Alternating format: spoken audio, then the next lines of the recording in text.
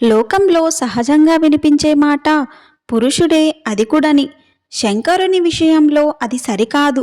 శంకరుడు తన భార్య పార్వతీదేవి నిరంతరం గౌరవిస్తూనే ఉంటాడు.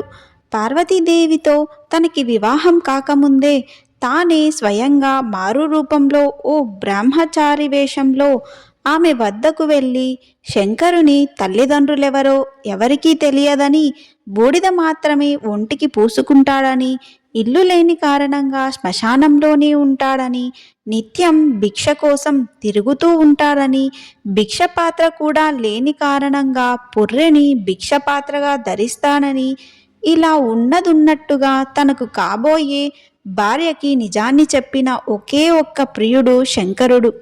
లోకంలో ప్రేమికులందరికీ ఒక తీరుగా మార్గదర్శకుడు కూడా.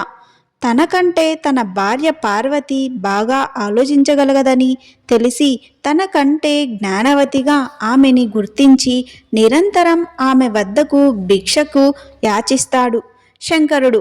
ఆయన చేతిలోని పుర్రె మన తల మీద పైభాగానికి సంకేతం. ఆమె పెట్టే అన్నం జ్ఞానానికి సంకేతం. కాబట్టి ఆయన ఆ అన్నపూర్ణ నుండి గ్రహించేది జ్ఞానభిక్ష తప్ప మనలా అన్నం మాత్రం కానే కాదు.